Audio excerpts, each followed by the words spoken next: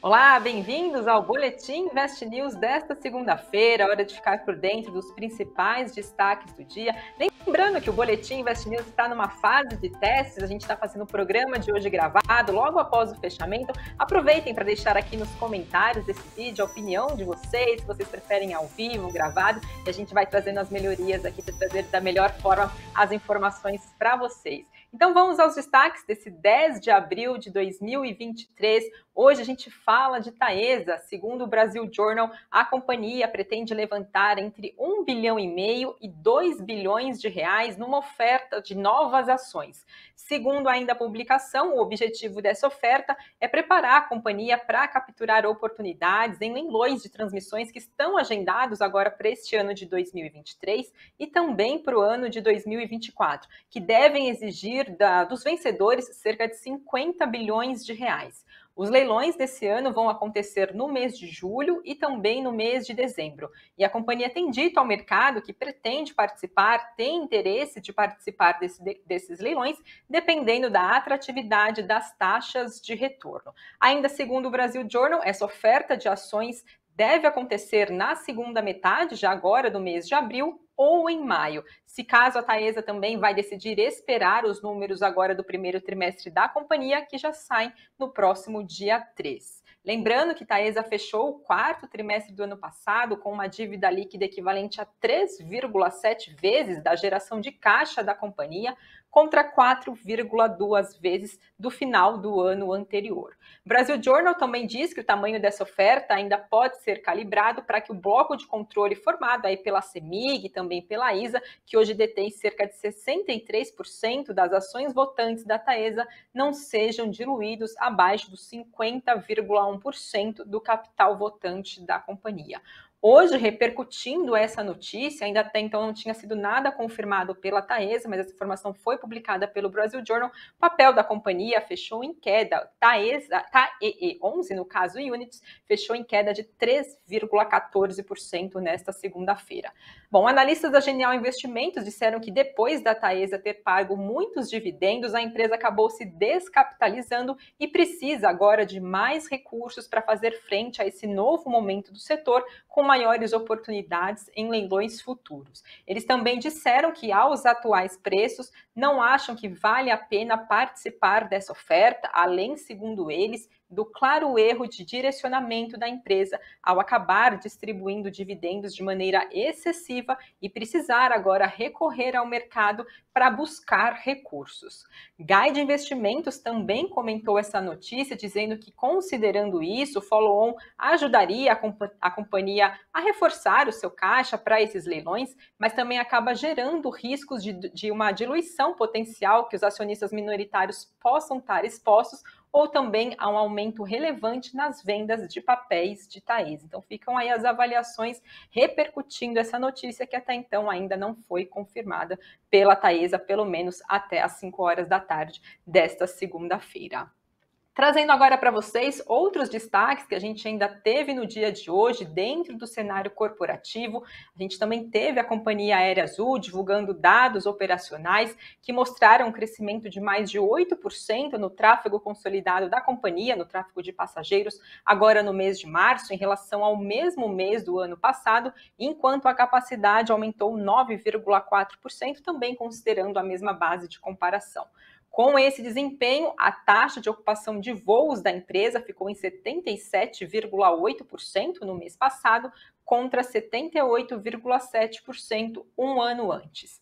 Nessa segunda, a Azul divulgou ainda que a procura por voos da companhia, as procuras domésticas, então dos voos domésticos da companhia aérea, em março, recuaram 2,6% em relação ao mesmo mês do ano passado, mas encerrou esse primeiro trimestre, agora de 2023, com um crescimento de mais de 4%. A companhia diz que a oferta da Azul no mercado doméstico caiu 0,9% em março e um avanço de 6%, isso considerando o primeiro trimestre agora de 2023 em relação ao mesmo período do ano passado.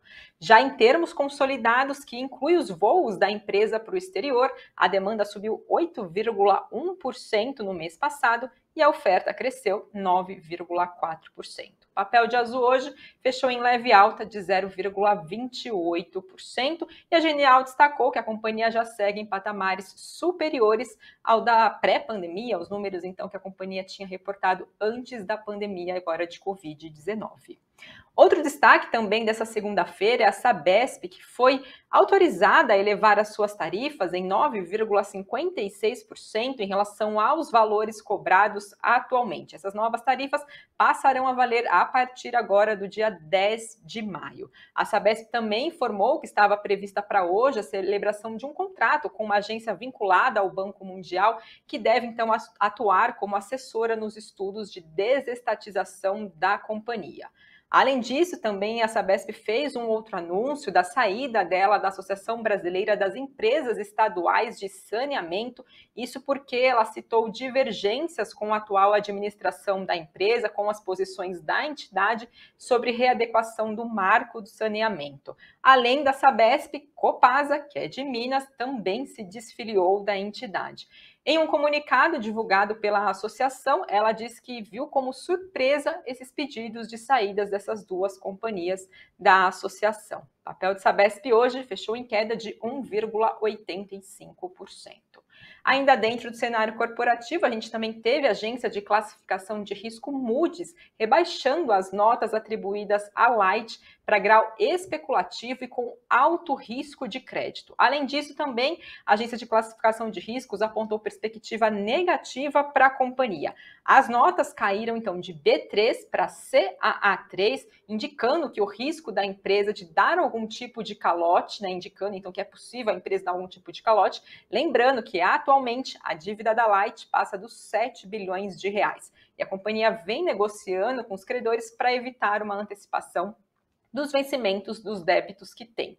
A Moody's diz, que fez essa reavaliação, esse rebaixamento das notas da Light, devido ao anúncio que foi feito pela companhia, da gestão da empresa, que eles estão tentando negociar com os credores para que eles concordem, então, em fazer uma extensão das dívidas da companhia para manter o caixa da empresa com as necessidades operacionais da empresa, fazendo, então, uma manutenção da qualidade de concessão de serviços, uma alta prioridade que tinha, então, até então, informado a empresa. Foi por isso, então, que Moody's decidiu reavaliar essa nota, então, da Light.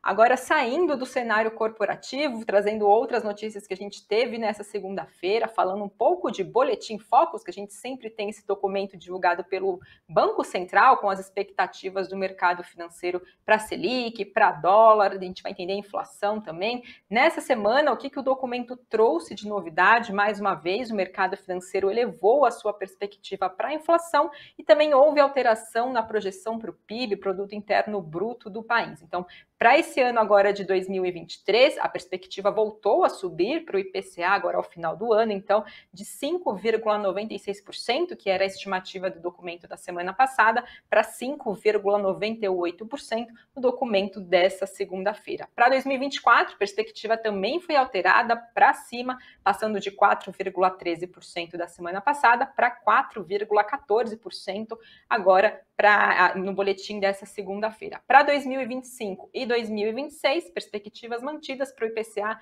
de 4%. Lembrando que nessa semana a gente tem a divulgação do IPCA, o Índice de Preços ao Consumidor Amplo, referente ao mês de março. Andrea Ângelo, que é estrategista de inflação da Warren Rena, ela diz que a expectativa agora para esse dado de março é que fique em 0,77%, desacelerando em relação ao IPCA de fevereiro, quando fechou em 0,84%. E segundo ela, caso esse dado se confirme, o IPCA deve acumular então uma alta de 4,72% em 12 meses, sendo então a menor variação desde o mês de janeiro de 2021. Na expectativa dela, para o IPCA agora no fechado de 2023, está em 6,1%.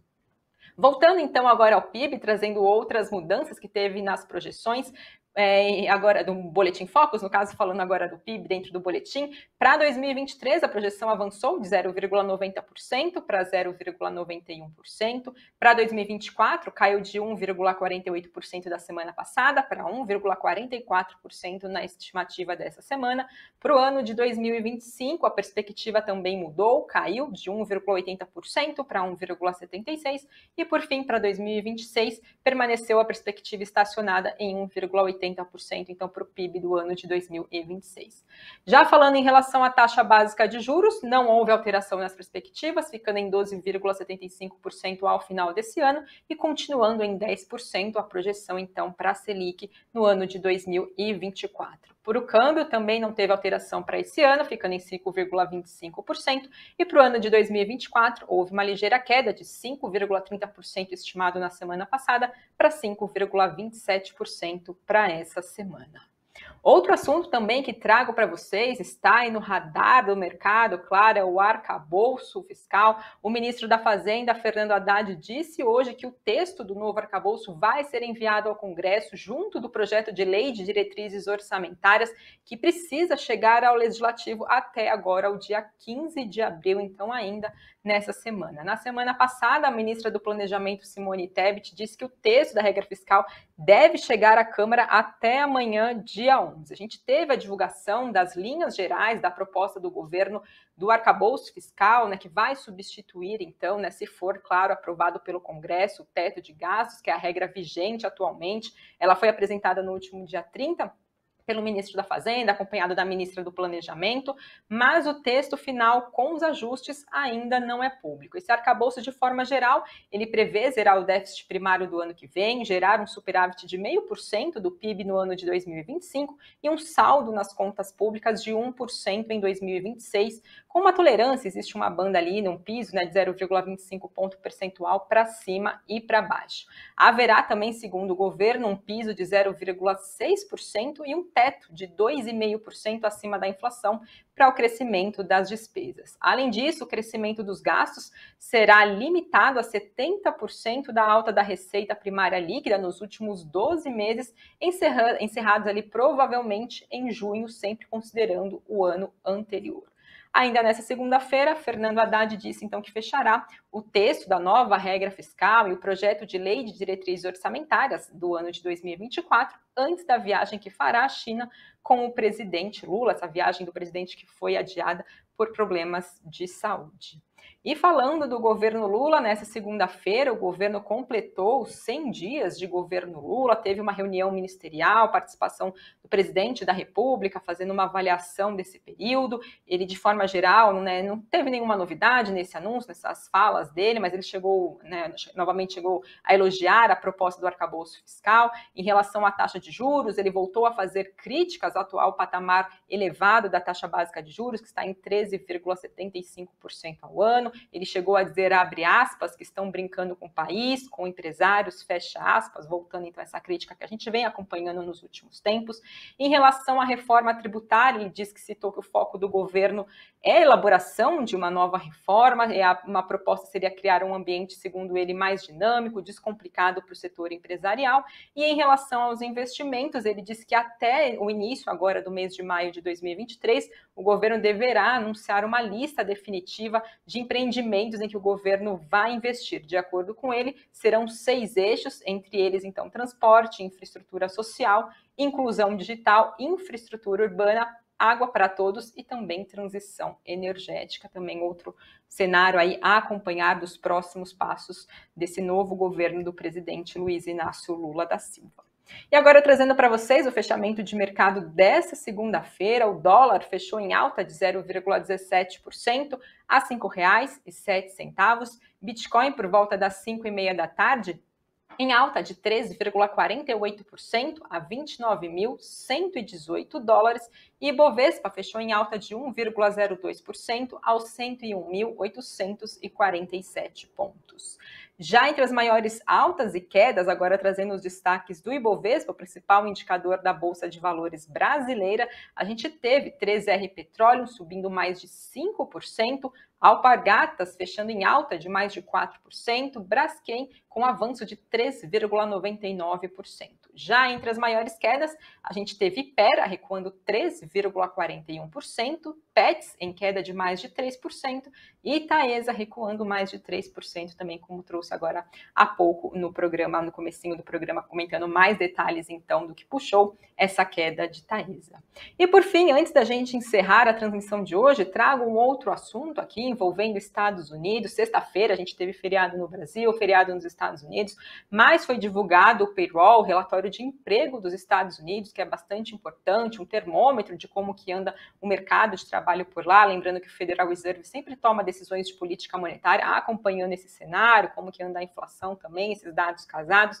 Então vamos lá, apesar então o que veio de números, né, desse documento. Então, ele mostrou que foram criadas 236 mil vagas de empregos agora no mês de março de 2023. Apesar desses dados fortes, eles vieram em linha com as expectativas do mercado, estava dentro da média de projeção estimada pelo mercado. Já a geração média de ocupação nos últimos 6 meses chegou a 335 mil e os ganhos salariais por hora por lá subiram 0,27% em março em relação a fevereiro. Já a taxa de desemprego recuou de 3,6% para 3,5%, isso considerando a base de comparação mensal. Parte do mercado interpretou que esses dados mostraram que, apesar de alguma desaceleração, o mercado de trabalho nos Estados Unidos continua forte. A XP diz que o relatório continua apontando para um mercado de trabalho sólido, resiliente, embora ainda haja sinais iniciais de arrefecimento. Eles também avaliaram que esses resultados não descartam a possibilidade de uma alta adicional na taxa de juros dos Estados Unidos na próxima reunião do Fed, então na próxima decisão de política monetária. Eles também destacaram que os dados de inflação ao consumidor por lá, o CPI, que sai nessa semana, vai ser divulgado na quarta-feira, estarão no centro das atenções também do Banco Central norte-americano. E que o Fed parece perto do fim do ciclo de aperto monetário por lá, segundo os analistas da XP, e que os próximos dados econômicos vão ser importantes, então, para a determinação do rumo da taxa básica de juros. Apesar disso, a gente também teve outro lado, né, de como foi enxergado esses dados do payroll. A gente teve sinais opostos, aí, interpretações diferentes em relação à divulgação desses números. Já a Guide de Investimentos diz que a reação dos agentes foi positiva em relação a esses números agora de sexta-feira do payroll, que os investidores agora seguem precificando um corte de juros posteriormente, já agora esse ano, como reflexo da percepção de que a economia dos Estados Unidos está desacelerando. Na avaliação da XP Investimentos, o Fed deve começar o corte de juros por lá referente já a partir do primeiro trimestre do ano de 2024, então no comecinho do ano que vem. Vamos aguardar então o que vem de sinalizações nas próximas decisões de política monetária dos Estados Unidos. Esses são os destaques dessa segunda-feira. Aproveitem aqui para deixar os comentários de vocês na descrição desse vídeo e, claro, acompanhar as demais notícias do dia no investnews.com.br. Até uma próxima. Tchau, tchau.